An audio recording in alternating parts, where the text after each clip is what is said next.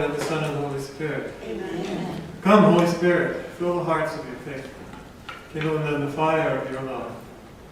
Send forth your Spirit, and they shall be created. While you instruct the hearts of your faithful people by the light of the Holy Spirit, grant us in that same Spirit to savor what is right, and always to rejoice in his consolation. We ask this through Christ our Lord. Amen. So, tonight we come to the third phase into the 60s, in many ways the most fulfilled and exciting period of Merton's life, and also, as we'll see, perhaps also some of the most dramatic or conflicted. In terms of the paradigms we've been using, the ancient division, this would be we have beginners, proficients, and then we have what they call perfect, which is a real trap. Perfect. And it was certainly a trap when the Gnostics used it. It's not perfect in the sense that we have arrived and we've reached the end, but maybe better the other denomination in that same system, purgative, illuminative, unitive way. Unitive, the way the Carmelites use it as well. By the way, another propitious day, today's the feast of Our Lady of Mount Carmel, where you are united to God, joined to God in such a way that you're living God's own life, you're transformed in Christ, etc., in the Christian tradition, as we understand and live it. And, of course, as we've also started to see in Merton and elsewhere in authentic mysticism, you're joined to God, and by that very fact to yourself, and by that very fact to every other person and thing in the universe. So it's that unity in the fullest sense of the word. I use the word mystic advisedly and easily. Merton was on the cusp of moving from the older ascetical mystical theology, which saw mysticism as something suspicious or rare, and had a special call. They debated about whether it was a remote call or a proximate call, etc. And it was all that that worldview that we were talking about the first night. As Richard Rohr says very well in our own time, mysticism simply means that you move beyond a belief or belonging system as such, even if you remain within it. You move beyond that mindset, that synthetic conventional faith, as we said, to a direct experience of God and of this unity, and then the varying degrees, of course.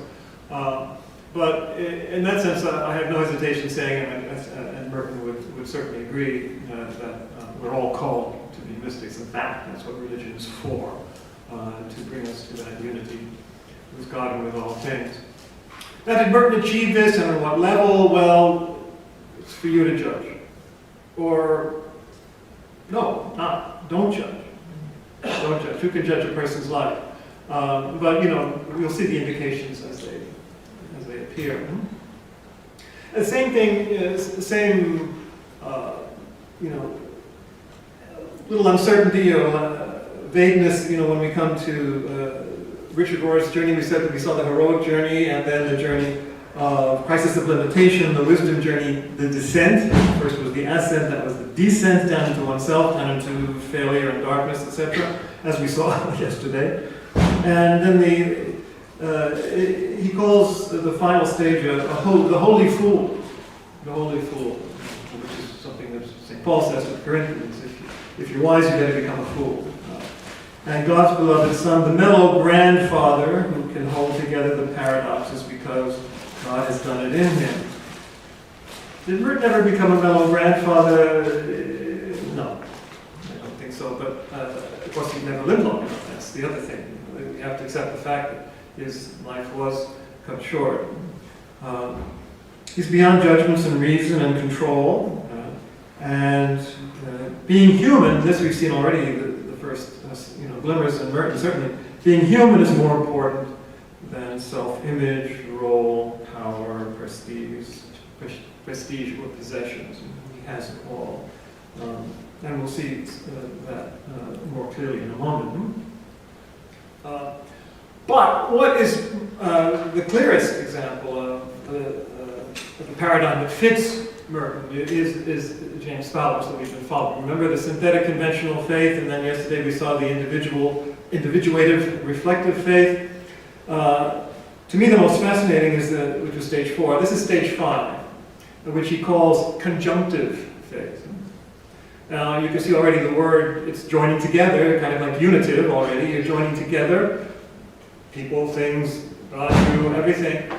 Conjunctive also in the sense that you're bringing together various traditions and worldviews. So that there isn't this enmity or contrast or much less competition between races and religions, etc. And we'll see how that's exemplified in his life. This is the way Fowler speaks of it. You're going beyond the explicit ideological system and clear boundaries of identity. Stage 5 must come to terms with its own unconscious. We saw plenty of that yesterday. The unconscious personal, social, and species or archetypal elements that are partly determinative of our actions and responses. Stage 5 comes to terms with the fact that the conscious ego is not master in its own house. The sooner you learn that, the better. It shouldn't take long. The stage 5 recognizes the task of integrating or reconciling conscious and unconscious. And then, religiously, it knows that the symbols, stories, doctrines, and liturgies offered by its own or other traditions are inevitably partial, limited to a particular people's experience of God, and incomplete. Stage 5 also sees that the relativity of religious traditions that matters is not their relativity to each other, but their relativity, their relativity to the reality to which they mediate relation. Fingers pointing at the moon, for example. Conjunctive faith, therefore, is ready for significant encounters with other traditions than its own. Of course, we'll see that in Merton very clearly tonight. Expecting that truth has disclosed and will disclose itself in those traditions in ways that may complement or correct its own. Yes. So there's mutual sharing and receptivity, in which each party makes him or herself vulnerable to conversion to the other's truth, or at least openness to the beauty and truth in the other. And it implies no lack of commitment to one's own tradition, as he says very well. And it's clear in Merton, and it's clear in anyone who does this type of dialogue. And he sums up at the end of the chapter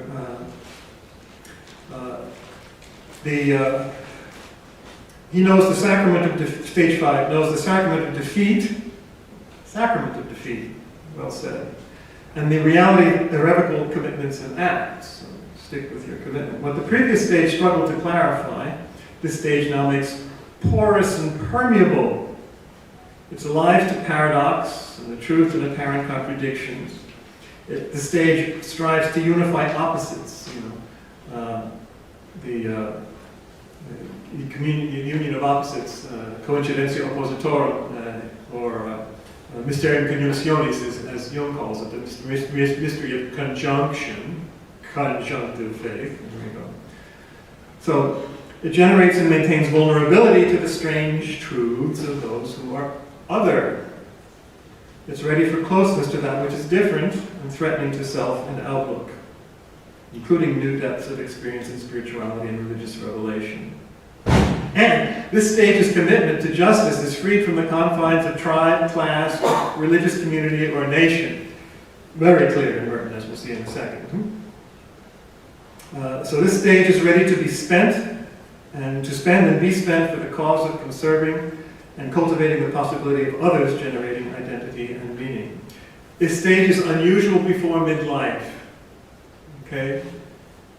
It's because it's the second half of life spirituality, as Richard would say. You don't get this kind of integration and depth, early on in life. You've got to go through usually. There are exceptions, obviously, the midlife crisis. So it's unusual before midlife. This is a second half of life integration. Stage 5 can appreciate symbols, myths, and rituals, its own and others, because it has been grasped in some measure by the depth of reality to which they refer. Exactly. When you experience the whole depth, then you can see how the others point to it, when you've got what they're pointing to, or when you've been touched by what they're pointing to. But he does say that one could stay there. Now, he also says somewhere in the book, this stayed with me, that religious leaders of whatever stripe should always be at least stage 5. But they're not, of course. Most institutions, again, of whichever tradition, feel much more comfortable having leaders who are squarely stage 3, where the whole worldview and the whole symbol system and the whole presentation and the way you act and dress and speak and talk is within that tradition. Which is fine, it has value in itself, but if you're limited there, then you're not going to be a good religious leader, certainly not in the 21st century. Just a comment. Now, he does have, Fallon, a 6th stage, which he says is very rare, and is called universalizing faith. And that it builds on stage 5, but what happens here is that the person engages in a way that's risky with the whole political social system, or religious system for that matter, at whatever cost, and is a real prophetic figure.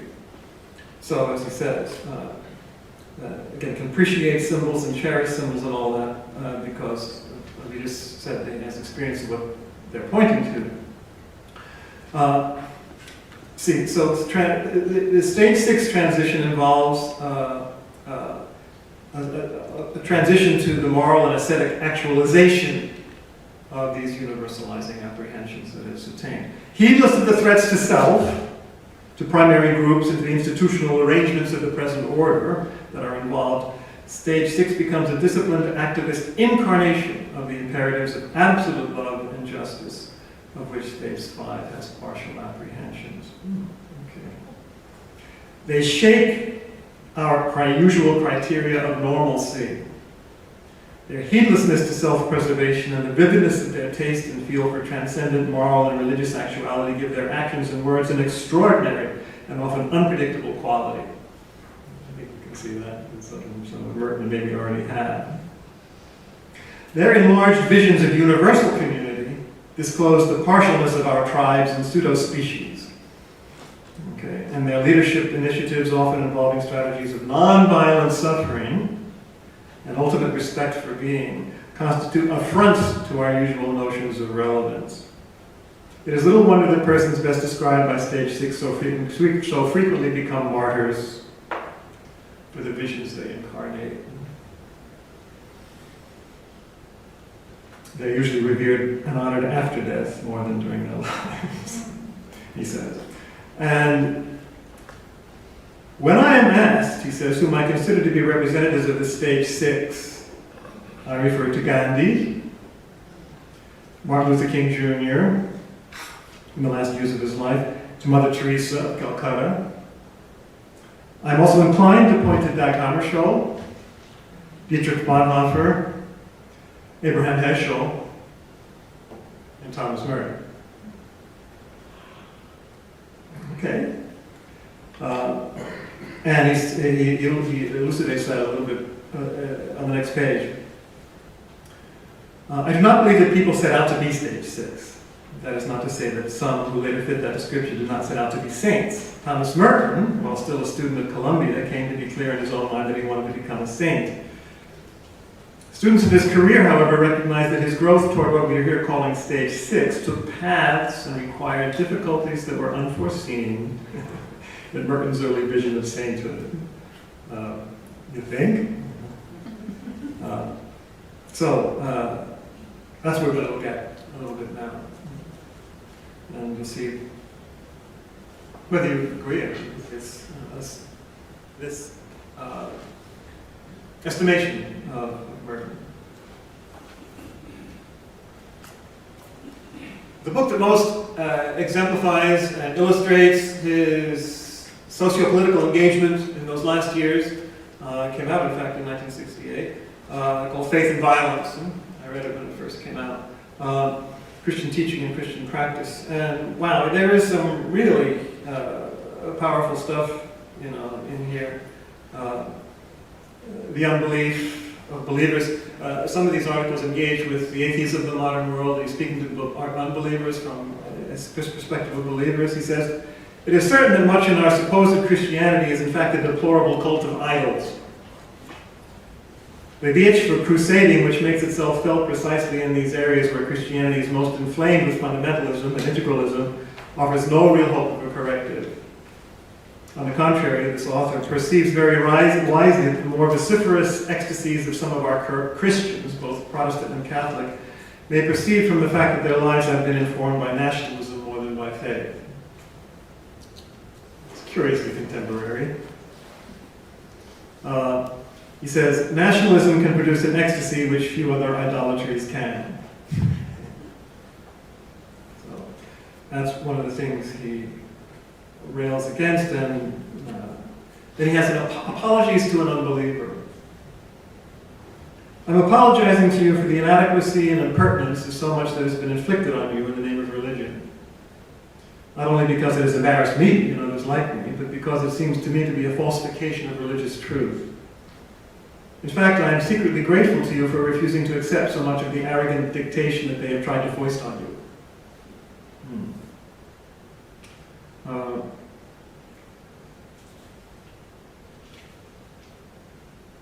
I think this apology is demanded by the request I have for my own faith, respect I have for my own faith. If I, as a Christian, believe that my first duty is to love and respect my fellow man in his personal frailty and perplexity, in his unique hazard and his need for trust, then I think that the refusal to let him alone, the inability to entrust him to God and to his own conscience, and the insistence on rejecting him as a person until he agrees with me, is simply a sign that my own faith is inadequate. I do not in such a case believe in the love of God for man. I simply itch to impose my own ideas on others. Claiming to love truth and my fellow man, I am really only loving my own spiritual security and using the gospel as a gimmick for self-justification. Let me be quite frank about this. The current fuss and shouting about whether or not God is dead, whether or not the church can make a grade in 20th century society, whether or not the church can regain the attention of modern man, all seems to me to be rather trivial and beside the point.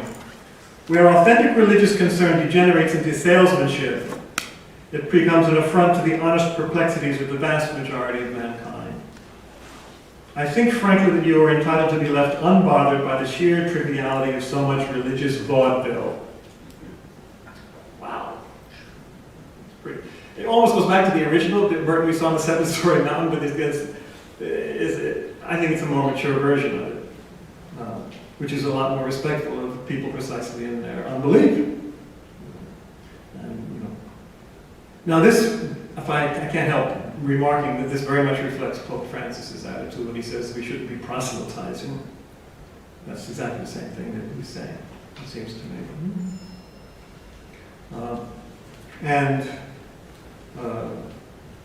Finally, to say that God is absent and God is silent is to say that the familiar concept of communication between man and God is broken down. As an unbeliever, often enough you think such communication is incredible. We, on the other hand, have insisted more and more that communication with God was credible and was in fact taking place. When we spoke, God spoke. Unfortunately, the terms in which we have continued to say this did little to make the idea acceptable or even conceivable to you. We keep insisting that we and God deal with each other morning, noon, and night over closed-circuit TV. These pious metaphors are permissible within certain reservations, but to try to force them on you can border on blasphemous idiocy. Okay.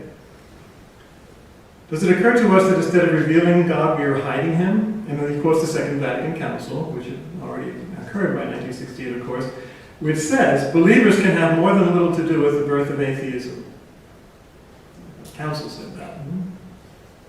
They must be said to conceal rather than reveal the authentic face of God and religion. So Merton, was engaging in religious, as you know, he was also strongly involved in race relations, very involved with that. Nonviolence, Gandhi, studied Gandhi and spoke about Gandhi a great deal. Therefore, Martin Luther King, the two came together, of course, in King with Gandhi and nonviolence and race relations. Very much against the Vietnam War. If Martin Luther King had a dossier in the CIA, you can be sure that Merton did too. A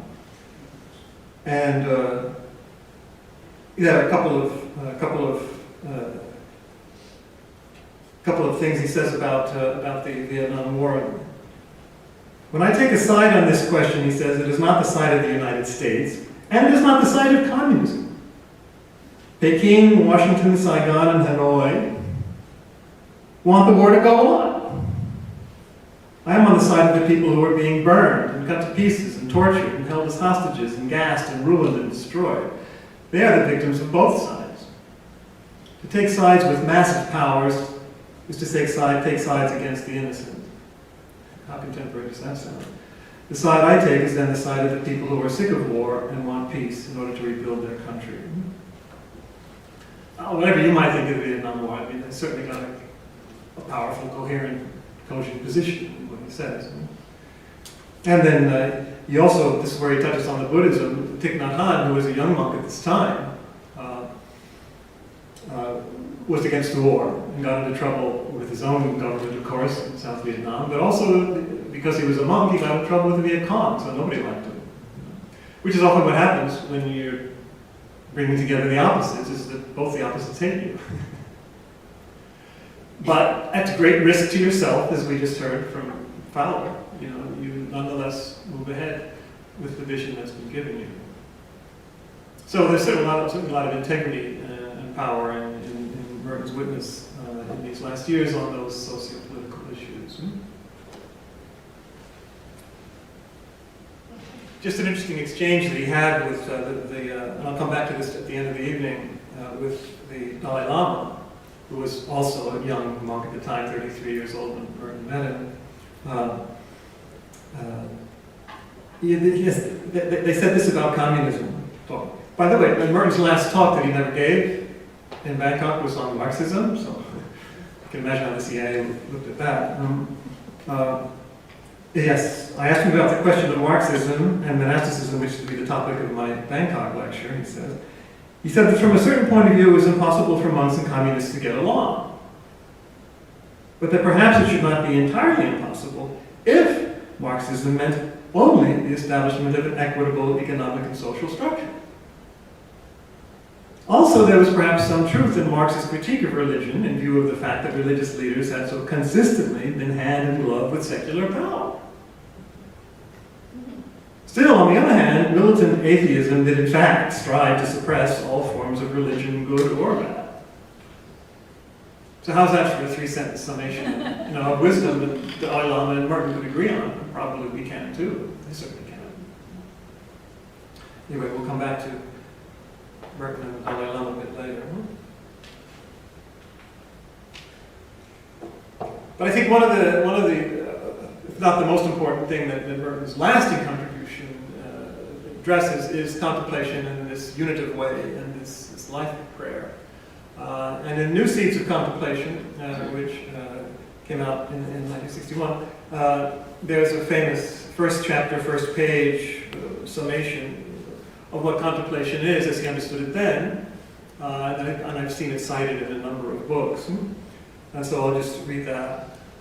Contemplation is the highest expression of man's intellectual and spiritual life. It is that life itself, fully awake, fully active, fully aware that it is alive. It is spiritual wonder. It is spontaneous awe at the sacredness of life, of being. It is gratitude for life, for awareness, and for being. It is a vivid realization of the fact that life and being in us proceed from an invisible, transcendent, and infinitely abundant source. Contemplation is above all awareness of the reality of that source. It knows the source, obscurely, inexplicably, but with a certitude that goes beyond both reason and simple faith. There you go. And of course he goes on to make distinctions and nuances, etc. But that's a very good presentation of, more simplified than is given in the years up to now, of contemplation, and based, I would say, on experience. So, we're coming to his most famous, apparently mystical experience. You probably all know what that is, at least if you're a Merton connoisseur, conjectures of a guilty bystander. And by the way, the titles of Merton always, I spoke about the Summer Sign of Jonah before, the conjectures of a guilty bystander, 1965. There's no person who's neutral and no person who's guiltless in a society where everybody's connected, everybody's unified, we're all connected, so no one's innocent. What's in your portfolio? So in other words, and that's true, metaphysically, theologically, psychologically, socially, we're all, so he may be bystander off in his hermitage, but he's guilty and he's just making trying to make some truth out of all this. Anyway, you all know how many of you have never heard of the famous Epiphany on 4th and Walnut in Louisville? You've never heard of it? Oh, okay, so you're in for a treat then. So there's actually, I've seen pictures of it, there's actually a sign, a plaque, a metal sign, in Louisville, on 4th and Walnut, or what, I think it might have changed the name by now, but what used to be, or still is, 4th and Walnut Streets. And he was in Louisville, of course, for a doctor's appointment. In 1958, this happened, by the way. This is recorded in 1965, 7 years later. We're going to come back to that point in a second. So in Louisville, at the corner of 4th and Walnut, in the center of the shopping district, I was suddenly overwhelmed with the realization that I loved all those people. That they were mine, and I theirs. Unitive way, right? That we could not be alien to one another even though we were total strangers. It was like waking from a dream of separateness, of spurious self-isolation in a special world, the world of renunciation and supposed holiness. The whole illusion of a separate, holy existence is a dream. Not that I question the reality of my vocation or my monastic life, but this conception of separation from the world that we have in the monastery too easily presents itself as a complete illusion. The illusion that by making vows we become a different species of being, pseudo-angels, spiritual men, men of interior life, what have you. Certainly these traditional values are very real. But their reality is not of an order outside everyday existence in a contingent world, nor does it entitle one to despise the secular. Though out of the world, we are in the same world as everybody else. The world of the bomb, the world of race hatred, the world of technology, the world of mass media, big business, revolution, and all the rest. This sense of liberation from an illusory difference was such a relief and such a joy to me that I almost laughed out loud. And that's sometimes the reaction when you have these experiences. Other times you're weeping. And I suppose my happiness could have taken form in the words, "Thank God! Thank God I am like other men." It's a reference to the Pharisee and the publican. That I am only a man among others. I think that for 16 or 17 years I've been taking seriously this pure illusion that is implicit in so much of our monastic thinking. It is a glorious destiny to be a member of the human race. Though it is a race dedicated to many absurdities and one which makes many terrible mistakes, yet with all that, God himself gloried in becoming a member of the human race. A member of the human race. To think that such a commonplace realization should suddenly seem like news that one holds the winning ticket in a cosmic sweepstake. I have the immense joy of being man, a member of a race in which God himself became incarnate. As if the sorrows and stupidities of the human condition could overwhelm me, now I realize what we all are. And if only everybody could realize this. But it cannot be explained. There is no way of telling people that they are all walking around shining like the sun.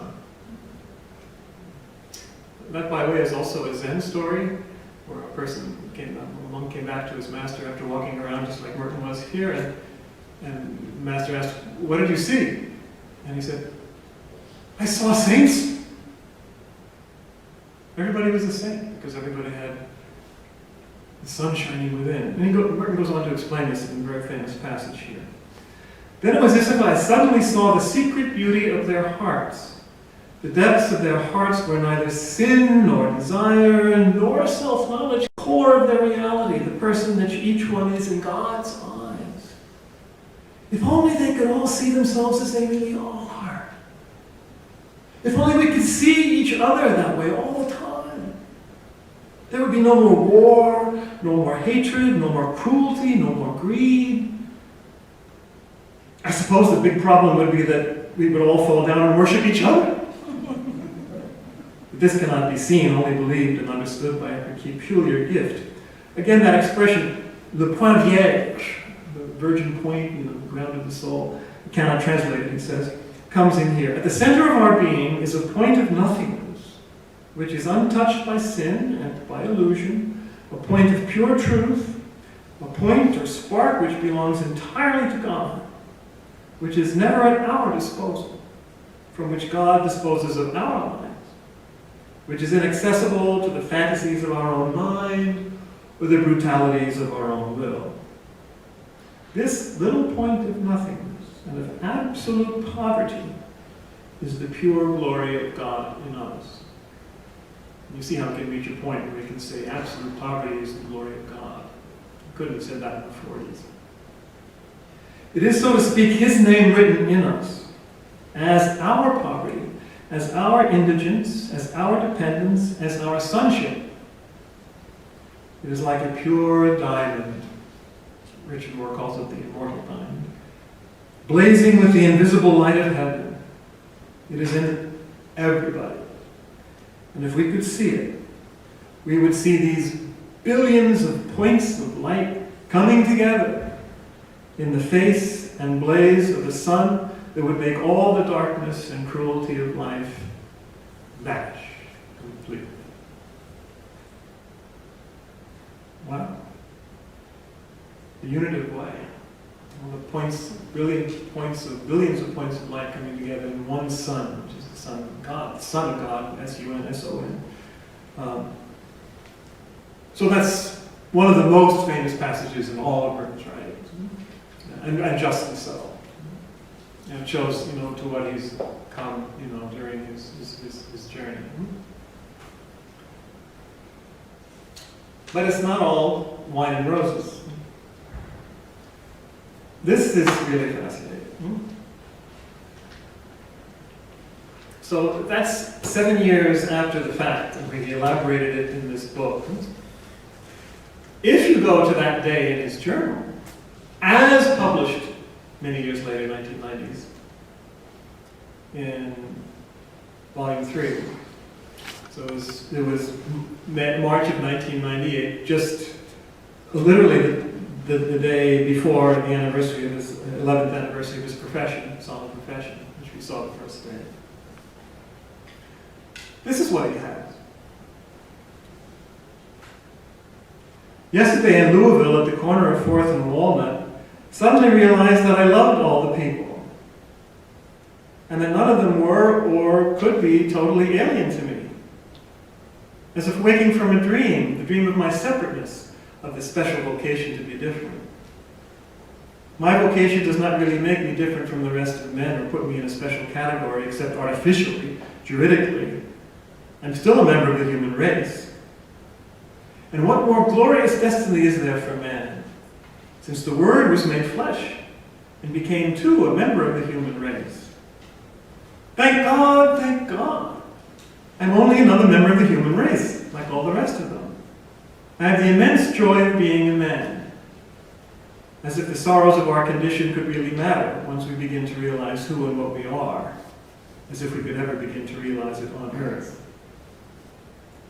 And that's it. Wow. So a lot of stuff was developed later, especially all that stuff about the points of light and point vierge and all that stuff, as he matured. Yes? Can you say that being an artist brings you closer to Christ? Not necessarily. Hopefully it does if you're really serious about your art. If it gets you closer to yourself and to the world and to people, and it will get you closer to God at the same time, I guess. See, but the fact is that when I was teaching at the St.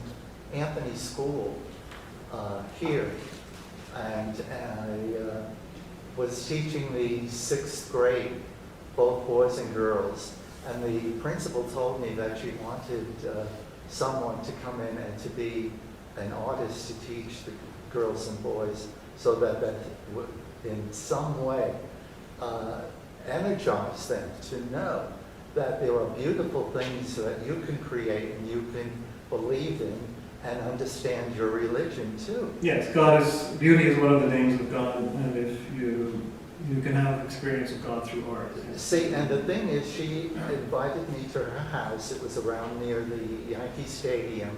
She gave me lunch, and we were talking about the children, and I never saw anything like this. I was looking at the paintings on the wall, and I want to see them later to go up to them closer. This woman who did all the paintings in her apartment, giant ones, maybe not as large as that screen behind you, but she was fantastic. She was holy. She knew how to deal with the children, and I thought it was wonderful. And how to deal with life. Right. And not only that, my sister was like that. She did a lot of paintings too. Mm-hmm. And also my younger brother, older brother, and it was amazing to me to see how important it was to people. Yeah, and I have a lot of things on my walls in my apartment, and I love them. And it was influenced by all those people. And now what you're saying tells me, yes, it was a wise thing to do.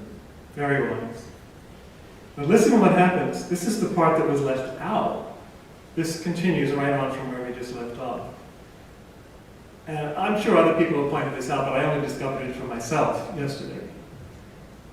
This is what he says as part of the experience. It is not a question of proving to myself that I either dislike or like the women one sees in the street. The fact of having a vow of chastity does not oblige one to argument on this point. No special question arises. I am keenly conscious, not of their beauty, I hardly think I saw anyone really beautiful by special standards, but of their humanity, their womanness. But what incomprehensible beauty is there? What secret beauty that would perhaps be inaccessible to me if I were not dedicated to a different way of life? It is as though by chastity I had come to be married to what is most pure in all the women of the world, and to taste and sense the secret beauty of their girls' hearts as they walked in the sunlight, each one secret and good and lovely in the sight of God, never touched by anyone, nor by me, nor by anyone, as good as and even more beautiful than the light itself. For the womanness that is in each of them is at once original and inexhaustibly fruitful, bringing the image of God into the world. In this, each one is wisdom, capital W, and Sophia, and Our Lady. And he quotes Proverbs 8, my delights are to be with the children of men, the figure of wisdom in Proverbs 8. Wow. Where is he going with this? And then very same page, same day, dear proverb. In other words, Proverbs 8, dear proverb. He's called this woman proverb. I have kept one promise and I have refrained from speaking of you until seeing you again. I know that when I saw you again, I know that when I saw you again, it would be very different, in a different place, in a different form, in the most unexpected circumstances. I shall never forget our meeting yesterday. The touch of your hand makes me a different person. To be with you is rest and truth. Only with you are these things found, dear child sent to me by God. What on earth? He's personifying, the wisdom of Proverbs. God, in his book, very correctly, I believe, calls this an anima figure for Merton. Just a few pages earlier, on March 4th, 2 weeks earlier, he has a whole entry, dear proverb. For several days I've intended to write you this letter. How grateful I am to you for loving in me something which I thought I had entirely lost, and someone who I thought I had long ago ceased to be. There's a reality as real and as wonderful and as precious as life itself. I must be careful what I say, for words cannot explain my love for you. I do not wish by my words to harm that which in you is more real and more pure than in anyone else in the world. Your lovely spontaneity, your simplicity, the generosity of your love. I think what I most want to say is that I treasured in you the revelation of your virginal solitude. In your marvelous innocent love, you are utterly alone, yet you have given your love to me. Why, I cannot imagine. Dearest proverb, I love your name, its mystery, its simplicity, and its secret, which even you yourself seem not to appreciate.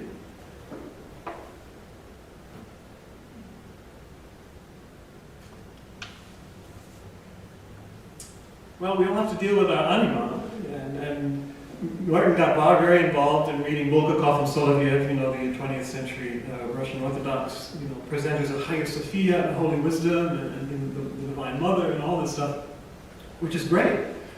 It kind of senses something else is, in addition, complementary is going on with Merton. Yeah. Before all this, I should say, continuing on, in 1960, he was in the hospital again.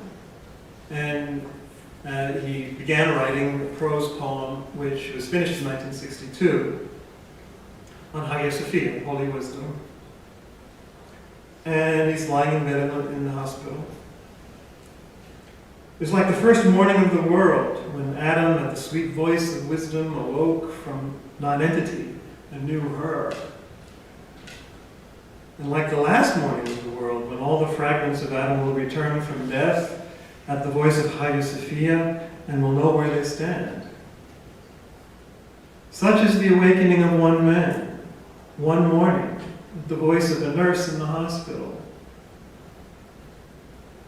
Awakening out of languor and darkness, out of helplessness, out of sleep, newly confronting reality and finding it to be gentleness. It is like being awakened by Eve. It is like being awakened by the Blessed Virgin. It is like coming forth from primordial nothingness and standing in clarity, in paradise. In the cool hand of the nurse, there is the touch of all life, the touch of spirit.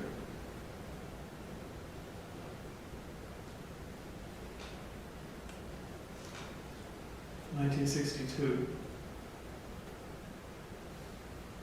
So you all know what happened 4 years later. In 1966, March. There was an actual incarnation of Hagia Sophia for Thomas Merton, the hand of a nurse in the hospital, and he fell in love with her.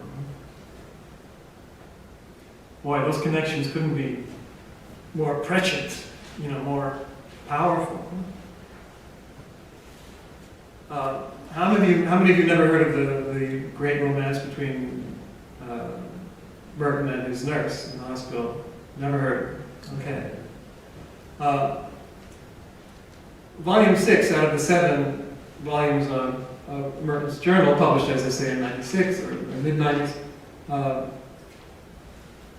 It's very thick. It's 350 pages or more. 250 of those pages are basically about his love affair. Or at least they cover the period. And he goes back to it, back to it, back to it, back to it, back to it. He didn't have a thought or a feeling he didn't have to write down about it. I don't know who titled his journals when they were published in the 90s. This one is called Learning to Love. And that's what it's talking about. Now, Gunn asks the question, and we have to ask the question, and Merton, God knows, asked himself the question again and again and again. Am I, in fact, just now learning to love? And is this love authentic? And what does it mean? Not to mention the fact, by the way, I'm sure someone knows her name, but Merton never reveals the name. Sometimes referred to as Marjorie, but it was, not to mention the fact that he was 51 and she was 19. Oh my goodness. So, I mean, doesn't mean it can't be authentic love, but there's got to be some big ass animal stuff going on there, you know. And by all accounts, let's be fair, I mean, I'm going to read a number of passages here, but by all accounts, the love was mutual. I mean, she loved him too. Who knows why or what, I mean, it seems to be. Now, I'll just tell you a little bit of the circumstances, and we'll see some of the things he says at the beginning and then towards the end of. They professed their love. I mean, it was never consummated physically by any account, but it was very overwhelming for both of them. And by June, just 3 months into it, by June, he was giving, when he called her, the monk who put the call through heard what was happening and he told the abbot. And the abbot, of course, hauled Merton in and gave him the dressing down and said you were not to have any more contact with her, which he accepted. And he stayed a monk, and she soon after married someone else and went on to have a family. And her story has never been told, apparently, but by herself either. But let me just read you some of the stuff that Merton was going through. Pages and pages and pages of this and he shared it with that psychiatrist, Weigel, not the one who gave him that dressing down, Zilborg, but another one he consulted. And as we said yesterday, he never really submitted to psychotherapy or psychoanalysis. He became friends and buddies with as he did with everybody he talked to. He was always an equal, and so he never really submitted to psychotherapy. So that avenue of health or redress was kind of excluded. I do hope that my fondness for M will not turn into an ugly, bloody conflagration. It would be so good to be able to help her to have real, sweet, tender, good friendship. I'm going to fight for it against all odds because I do believe in this kind of love. Parentheses, look at Jacques and Raissa Maritain, who, as you may know, were French philosophers, Catholic philosophers who were married for like 60 years and supposedly, never had sexual relations after they were converted. And in fact, I do have plenty of friends on this basis. It is just that M is terribly inflammable and beautiful and is no none, and so tragically full of passion and so wide open. My response has been too total and too forthright. We have admitted too much, communicated all the fire to each other, and now we're caught. I am not as smart or as stable as I imagined. Well, better find out sooner than later. But such good things, he says, her response to the poems, her words about her love, her fears, her hopes, etc. If I believe in love and in M, am I willing to face all the consequences frankly and despise the ridicule, the criticism, the injury without any way cheaply giving in? The worst is that inevitably we'll be cut off from each other with brutality and self-righteous refinements of official cruelty. In the solitude of my heart, I will have to struggle to be ready for this. For here again we are both vulnerable and so can easily be destroyed. I keep thinking if only we could really go through it all together, supporting one another by our love and closeness, it would be bearable. I see how badly I need her love to complete me with its warmth and understanding, and how utterly alone I am without her now. Some talk for a hermit. But it's true, I may as well admit it.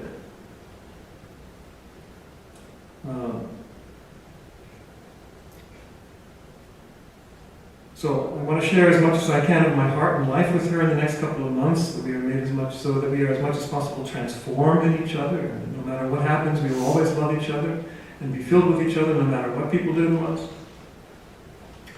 Wow, I mean, it almost sounds like a 20-year-old here, but in a sense it is. I have no way of rationalizing this one. I just have to leave it as it is, vulnerable and ridiculous.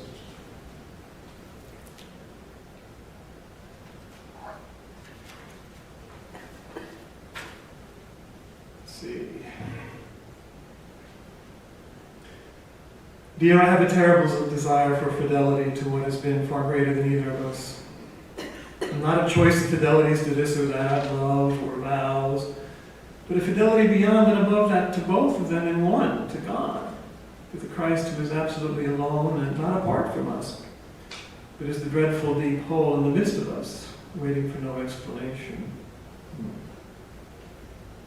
Then he refers to all the specifications that they have to measure up to.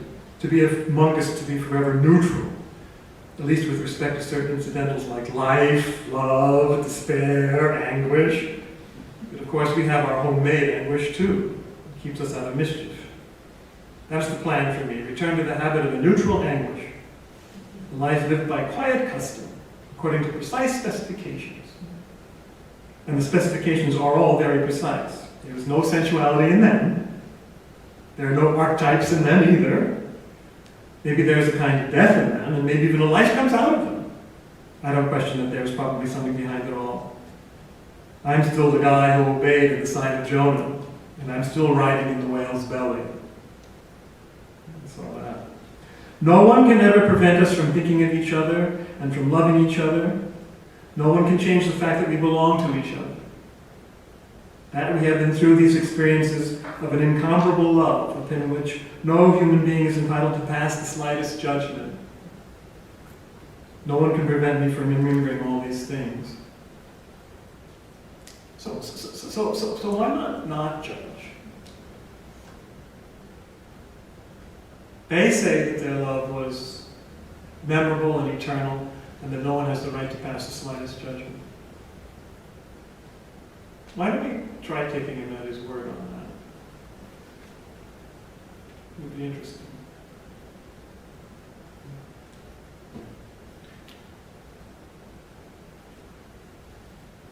We're not finished yet.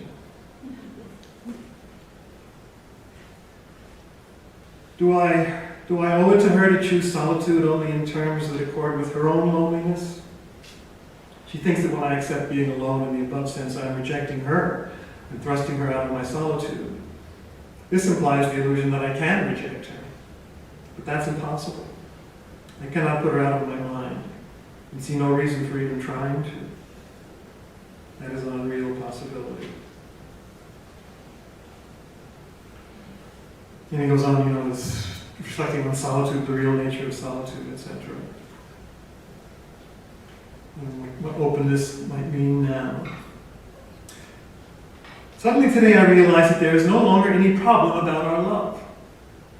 It's no longer a problem, just an impossibility on one level and a pure fact on another. On the level of impossibility, we cannot see each other, we cannot meet, we cannot hold each other, we cannot bring our lips together and cling to each other warmly, helplessly, in a long embrace. That is all over.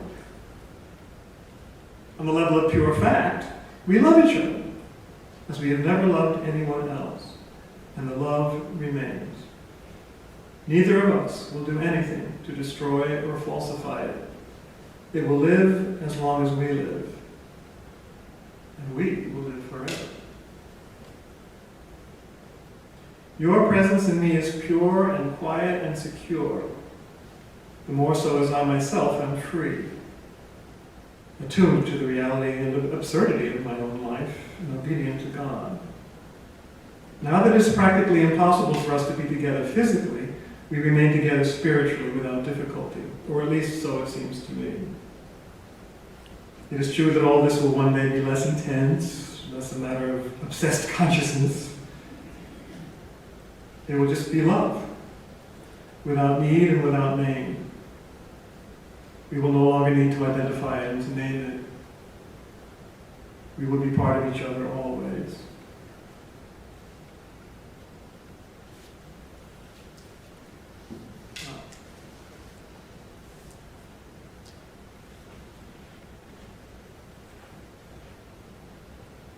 there's a poem in here that Merton wrote about. Let's see, about falling in love. It's funny. It uses that same imagery of being burned as he used with God. Oh, the gentle fool! He fell in love with the electric light. Do you not know, fool, that love is dynamite? Keep to what is yours. Do not interfere with the established law. See the dizzy victims of romance, unhappy moths. Please observe this ill-wondered troth. All the authorities in silence anywhere swear you only love your mind if you marry a hot wire. Obstinate fool, what a future we face if one and all follow your theology. You owe the human race an abject apology. He says, at one point, to seek happiness in human love now would be as absurd as a fish getting out on the beach to walk. He says about his own commitment. My chastity is not merely the renunciation of sin or sexual fulfillment, but the renunciation of a whole mode of being, a whole conception of life and myself, which is what he did finally choose, of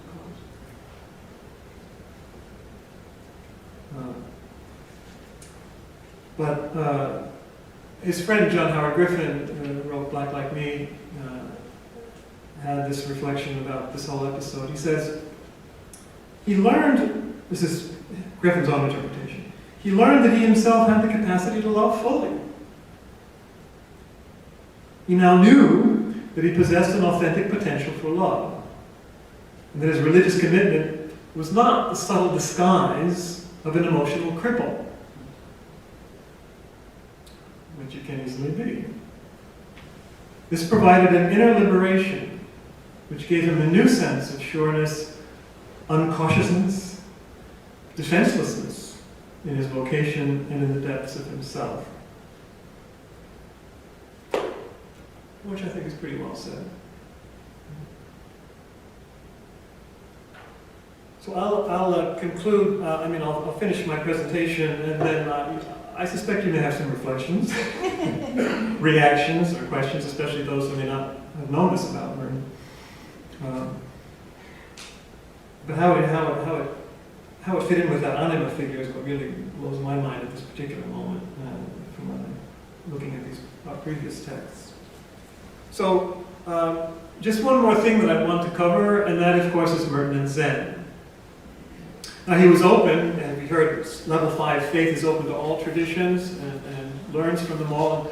Merton was fascinated by Sufism and by Taoism, particularly, and wrote and Hinduism too. Wrote and studied them.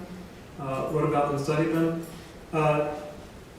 As regards Zen, I won't go into a whole discourse about what Zen is. That was the topic of my third night's presentation last year, which you can find online. Or better, come here. If you're interested in pursuing Zen, many of you know that I have my own Dragon's Eye Zendo as a Zen teacher right here in this room, right here on Thursdays, right now. So, the next couple of weeks, in fact, I'll be on vacation. But right now, from 6:15 and 7:45 on Thursdays here in San Damiano Hall, I normally have my Zendo, my Zen meditation group. So that would be a good way to learn more about it. What's interesting about Merton and Zen is, largely because of the time in which he lived, which is in the 50s, early 60s, Zen in America had really not started yet. Or was just starting in the 60s and then especially in the early 70s. D.T. Suzuki was the first great Japanese Zen scholar who came, and spent much time in the U.S. in the 50s. And he was not, as Gunn points out very well, he was not a Zen teacher, he was a scholar. Exemplify exactly the Zen, even charism or the Zen illumination, Satori, but he could talk about it.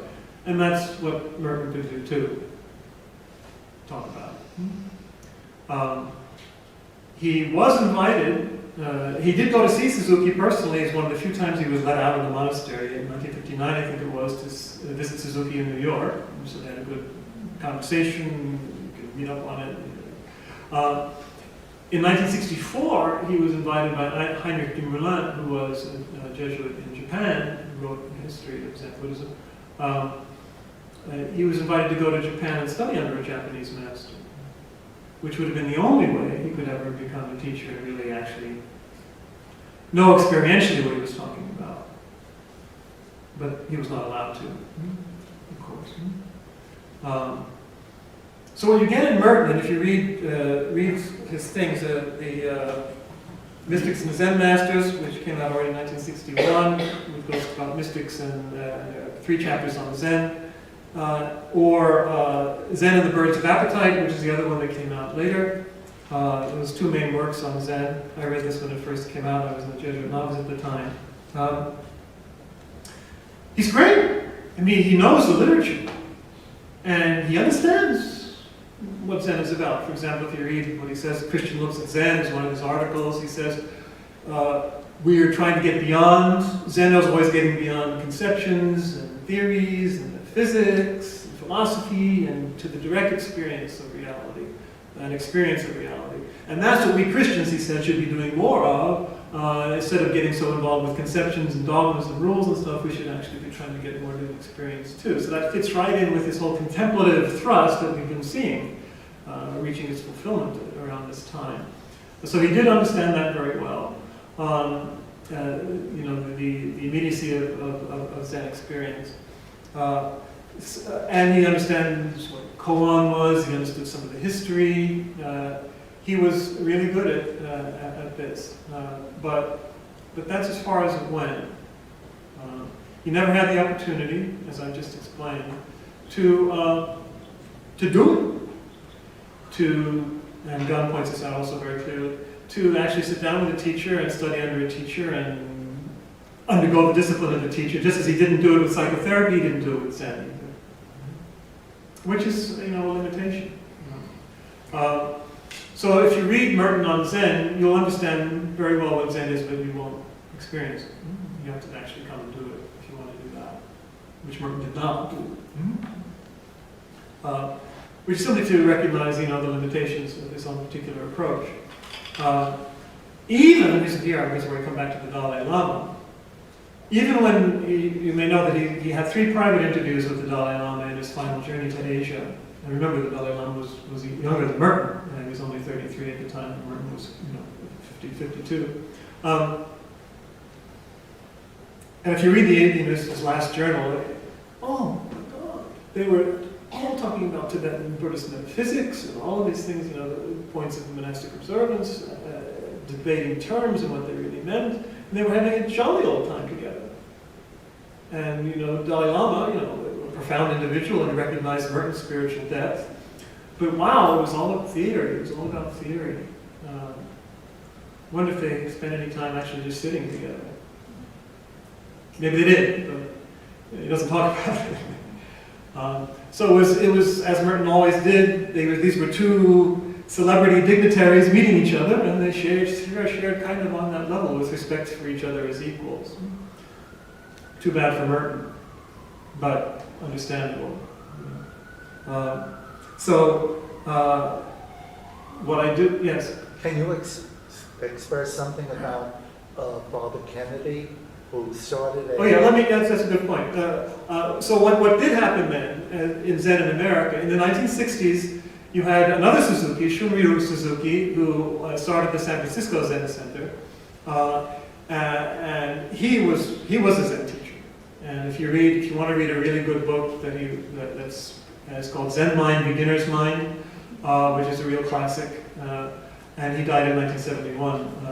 And then, as you kind of go into the 70s, you have my teacher's teacher's teacher, Taizan Mayazumi Roshi, who came to the LA Zen Center, which still is in existence, and he became the teacher of my teacher's teacher, Bernie Glassman, who's a very famous American Buddhist in the early 70s. And then Father Kennedy was his student, my teacher, Father Bob Kennedy, S.J., who was up in Jersey City. became a Roshi, and then he received Dharma transmission, as they say, through Bernie, and I received Dharma transmission through Bob Kennedy. So, just as Merton was disadvantaged by the time in which he lived, I was, through no merit of my own, advantaged by the time in which I lived, and I was able to practice. So Zen in America has become in the last 50, 60 years, much more, 40, 50 years more established, and I was able to profit from that. Nonetheless, this will be the last thing we'll go through tonight. There is a very famous incident, and you may have read it. 6 days before Merton died, December 4th, 1968, he was in Sri Lanka, a place called Polonnaruwa, Polonnaruwa. I just Googled it today and saw the images, the pictures of the place that he describes here. And he had what seems to have been the first glimpse of an experience. And he thought he did. And it was good that he did, and it's understandable that he did. The providence would have allowed him that just 6 days before he died. So I'll read some of this here. So, the path dips down to Galvihara, a wide, quiet hollow surrounded with trees, a low outcrop of rock with a cave cut into it. And beside the cave, a big seated Buddha on the left, a reclining Buddha on the right. And normally those reclining Buddhas are very large, and it was in this case, dozens of feet long. It's the Mahasamadhi or Prajna Nirvana, Mahasanirvana, which is the Paranirvana. Sorry, I'm getting the Sanskrit and the Pali and stuff here. It means the death, the Buddha's death. The reclining Buddha is kind of like Mary's dormition, Mary's assumption, where the Buddha is reclined in death. It's called this Paranirvana, the ultimate entry into nirvana. Anyway, so it's a very powerful representation, and I've seen it a number of times in Asia. And Ananda, I guess, standing by the head of the reclining Buddha. So Ananda was the Buddha's friend and assistant throughout many years. His name was Joy. In the cave, another seated Buddha. And he's with the Vicar General, a Catholic official, and shied away from the paganism. And he hangs back and sits under a tree reading the guidebook. I am able to approach the Buddhas barefoot and undisturbed, my feet in wet grass, wet sand. And the silence of the extraordinary faces, the great smiles, huge and yet subtle, filled with every possibility, questioning nothing, knowing everything, rejecting nothing. The peace, not of emotional resignation, but of Madhyamika, that's the absolute relative together, of Shunyata, Buddhist emptiness, that is seen through every question without trying to discredit anyone or anything, without refutation, without establishing some other argument. For the doctrinaire, the mind that needs well-established positions, such peace, such silence can be frightening. I was knocked over with a rush of relief and thankfulness at the obvious clarity of the figures, the clarity and fluidity of shape and line, the design of the monumental bodies composed into the rock shape and landscape, figure, rock, tree, the sweep of bare rock sloping away on the other side of the hollow. Looking at these figures, I was suddenly, almost forcibly, jerked clean out of the habitual half-tide vision of things, and an inner clearness, clarity, as if exploding from the rocks themselves, became evident and obvious. The evidence of the reclining figure, the smile, the sad smile of Ananda standing with arms folded, like the Mona Lisa, The thing about all this is that there is no puzzle, no problem, and really no mystery. All problems are resolved. Everything is clear, simply because what matters is clear. The rock, all matter, all life is charged with dharmakaya, meaning the absolute presence of the absolute. Everything is emptiness, and everything is compassion. I don't know when in my life I've ever had such a sense of beauty and spiritual validity running together in one aesthetic illumination. He calls it aesthetic, though. Surely with Holleran, my Asian pilgrimage has come clear and purified itself. I mean, I know and have seen what I was obscurely looking for. I don't know what else remains, but I have now seen, and have pierced through the surface, and have got beyond the shadow of the disguise. This is Asia in its purity. It says everything. It needs nothing. And because it needs nothing, it can afford to be silent, unnoticed, undiscovered. It doesn't need to be discovered. It is we, Asians included, who need to discover it.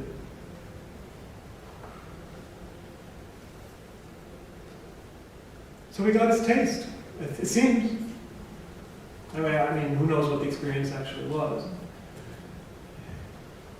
course, he couldn't have an experience he didn't write about, but you get the sense that there was something happening there. And as I say, it's the way the universe works. Why would God not give him 6 days before he dies a little taste of what he'd been looking for all along, or at least certainly in his journeys to Asia, in his exploration of that tradition.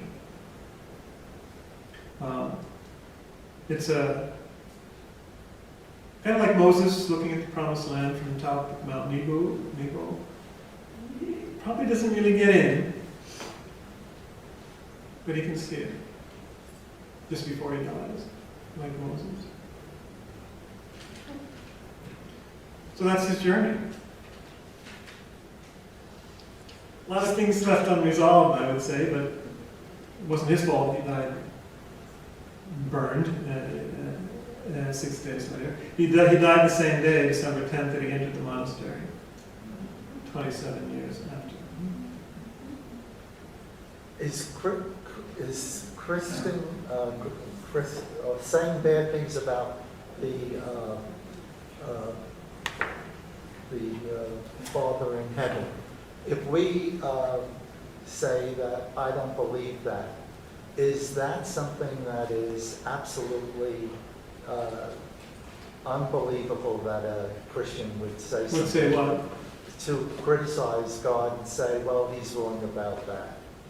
God is wrong about what? About, let's say, someone's robbed a bank because they didn't have anybody for the kids to have food.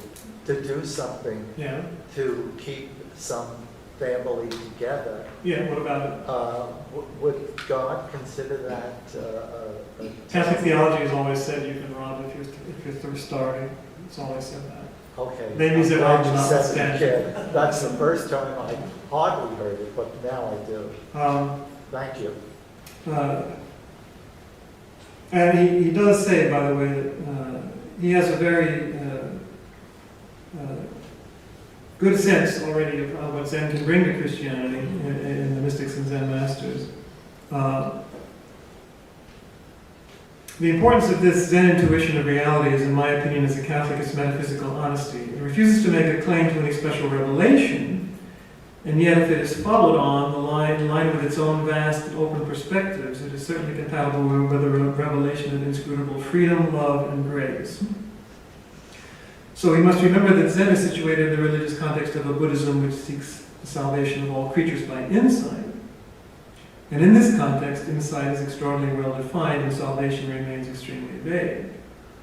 On the other hand, in Christianity, the revelation is simple and clear, but the insight remains obscure and difficult of access. This is what I have always said from my monastic experience. The doctrine is clear, but the insight, how you get to the insight, not so clear. Whereas in Zen and Buddhism in general, how you get there is pretty clear, but what exactly it all means, not so clear. and by design. It is in fact ignored by most Christians, this experiential element. Right. So Zen offers us a phenomenology and metaphysic of insight and of consciousness which has extraordinary value for the West. But the cultural accretions and trappings of Zen, the customs and mores of the Zendo, no longer have the living power they had in the Middle Ages. Like the Catholic liturgy, Zen practice calls for an aggiornamento, which is exactly what we're saying today in our mindset, the Zen lineage. So he was way ahead of his time on that as well. So, thank you. Anyone have some, we have a few minutes, 10 minutes or so if you'd like, for comments, questions, whatever. Yes. I have a question. How did he die? You can't be serious. Somebody tell her how he died. I am. He was electrocuted. Yeah, he was electrocuted by a fan in his room in Bangkok just before he was going to go down and give his talk. He was electrocuted. Electrocuted, yes. He was a burnt man. The electric wire that we just talked about when he fell in love. You know, so he had premonitions of that. Did somebody murder him? No. There have been, just like Kennedy and all the others, there have been conspiracy theories. You know, the FBI finally got him or whatever. No.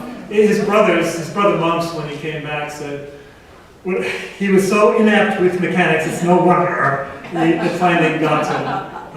But it's tragic. But you know, it was his time. I mean, in the whole space of the universe, that's when God wanted to have him move on to the next phase. Yes. I read somewhere that he actually told people that he was going to take leave of them now, and they should go get a coat. Yeah. Who knows? He had a sense that this was. Who knows? Well, what is true, if you read his aging journal, is that he was still restless. He was still looking maybe to find a hermitage in Alaska. He mentions that explicitly. He was, during his Asian trip, he was still looking for a place he could settle down outside Gethsemane, so maybe that's another reason that it wasn't meant to be. Alaska. Yeah. Was there any big deal with him getting to Asia through, the religious? Oh, sure. I mean, I don't know all the details, but I mean, he had to fight for it, yeah. But he was finally allowed to go on that trip. Maybe read up in the journal, it's his final volume, and see how it all happened, how it all worked itself out the last time. Yes. Well, he was so ahead of his time in so many subjects. He's very contemporary to us now. Yeah. But I never knew a lot about his relationship with women. Yeah. Nor did he. And I'm just like in awe of it. And I know that women around that time frame were kind of rebelling against being objectified. Yeah, this is. Was that happening concurrently with some of the stuff that he was writing? He never addressed feminism. That was only coming out, with Betty Friedan and others in 1963. So it was a little too new for him. So I don't think it ever became an issue that he addressed, as far as I know. Okay. Is mental prayer similar to Zen? No. Mental prayer is in the mind, and Zen is in the whole being. So as long as you're meditating with minds and concepts and images, you're not contemplating, and you're certainly not doing Zen. It goes beyond all that. Yeah. Bill?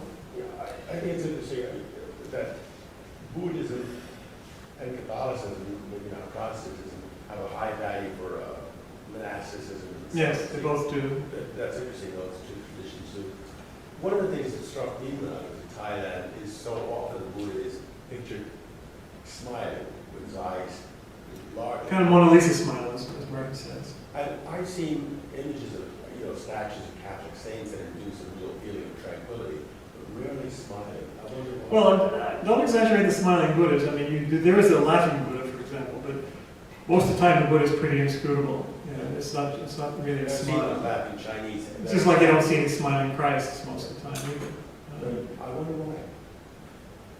Because there's a bright sadness in life. You have to somehow express the sadness and the joy together. And what's a good way to do that? It's pretty hard.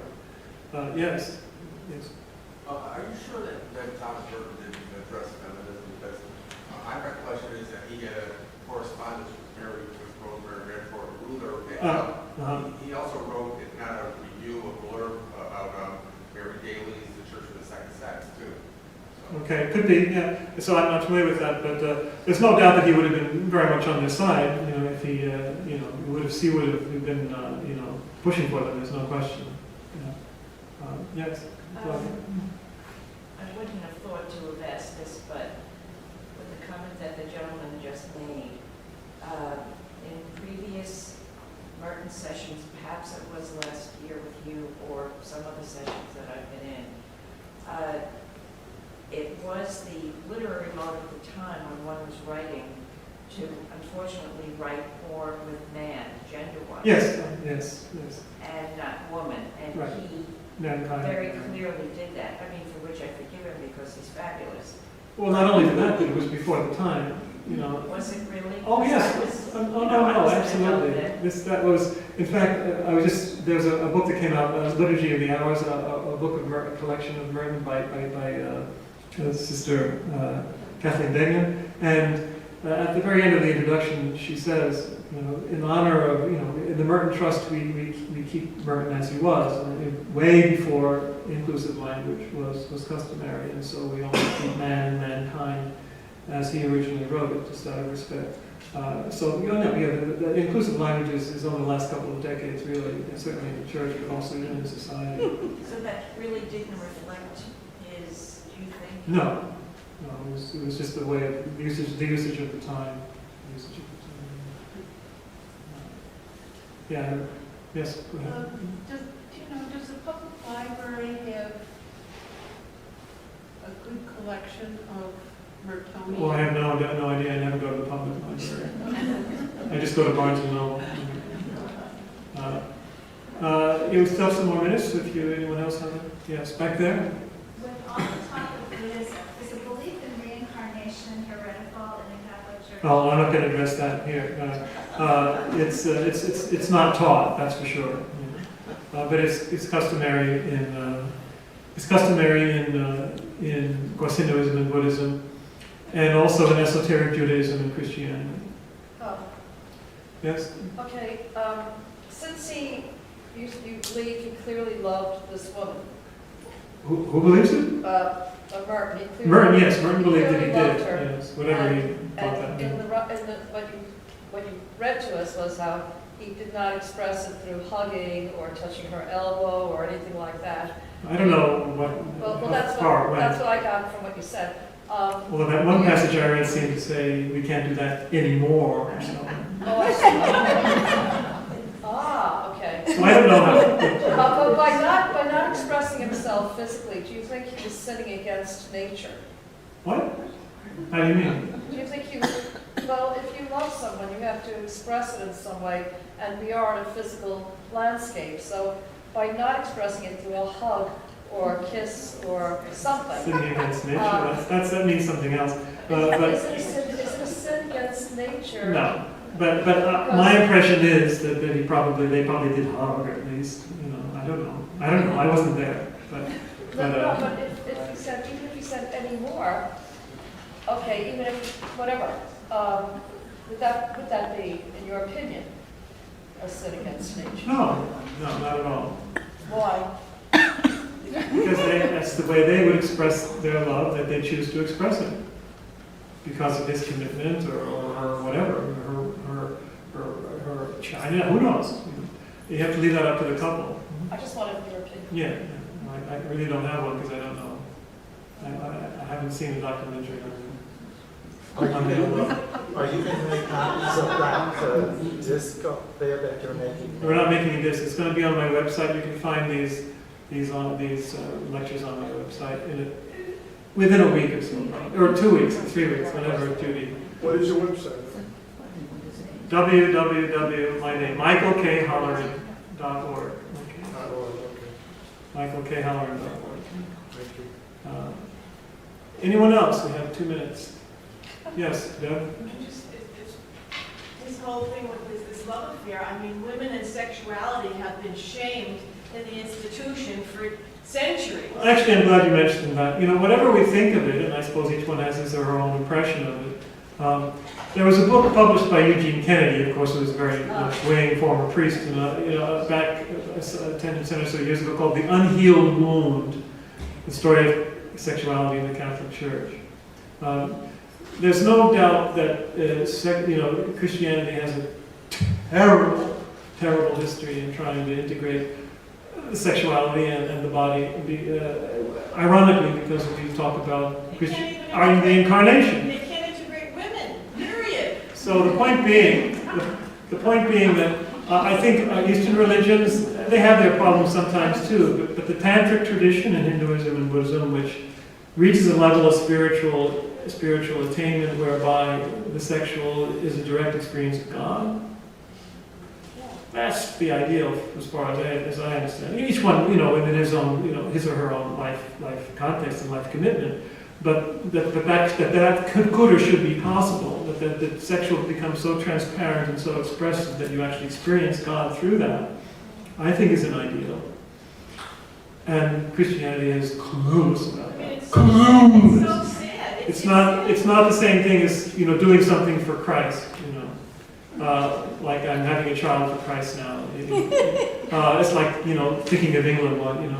It's not the same thing. This is actual experience in the body of God, and that's an amazing thing that we've never explored in our Christian tradition at all. I mean, maybe I'm just waking up a little more to reality myself, but the idea that people would seek spiritual traditions that exclude half the population and say this is a spiritual path, to me, is like a total disconnect. Well, you won't find many that do it to them. You won't find many that do it to them at this point. Yes, one more. Which one was the last book that we wrote on this? You'll come up later. Yes. Going back to, it's a beautiful story. It's a beautiful love story. And I keep going back to tension, especially with what you said now. Going back to basics, would you remind me what the justification is in the Catholic Church against, the justification requiring chastity of monks? I mean, I understand on political, organizational. Well, there's that. Yeah, we're not. I don't want to get into all that. But basically, it's just that castity. Well, you're not talking about chastity. We're all called to chastity. That's proper sexual expression is in our call. But you're talking about celibacy and a vow of chastity, which means you're completely dedicated to God, and God is your one spouse. And some people are called to that, to express it that way. And it can't be integrated. I mean, if the goal is love everywhere and integration, why is it that you can have the complete dedication to God? Well, that's a good question. Why can't you have? I guess why can't you have? Yeah, that's a good question. Why not free love? Why not free love if you're united to the whole universe? Well, yeah. Well, so there are questions, aren't there? Interesting. All right, so we have to, there could be practical difficulties with that. Yes. Not to mention psychological, social. All right, so I don't know whether we can leave it on that, but thank you all for coming. And